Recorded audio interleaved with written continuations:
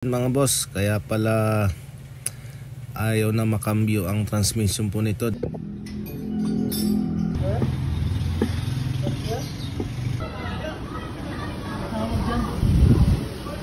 Sila natin. Sige, atak. Sige, atak. Atak. Sige.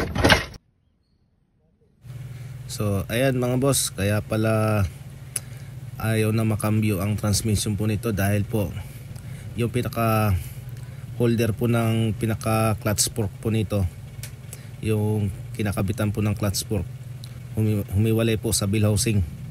So nabiyak po siya. So ito po, kaya kahit anong apak po sa clutch, hindi na po tumutulak ang release bearing dahil nga po naputol na. So ito po siya mga boss, ito yung clutch fork nya. At ito yung pinaka holder ng clutch fork, humiwalay sa bill housing. Dito naman po sa pressure plate nya, medyo okay naman. Ang clutch disc, ito nga medyo manipis na. Ito mga boss, 130,000 ang odometer na nito.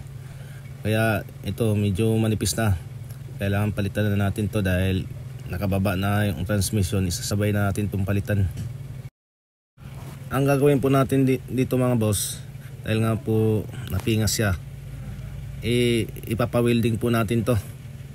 At dadalhin po natin to sa machine shop para weldingin po ito, para ma-welding po ito.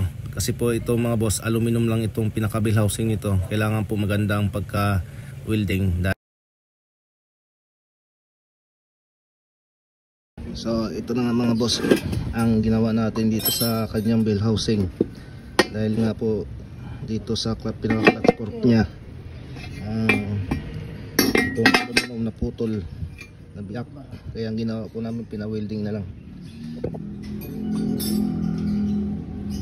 So yung pina-welding natin ito mga boss para maibalik sa dati.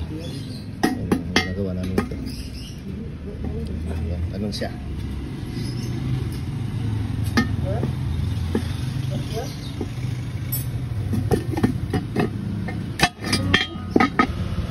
Po ang ginagawa po ng clutch fork. Ganito po ang galaw po dito sa loob ng transmission. Tinutulak po ang kanyang release bearing. Yan po ang trabaho po ito.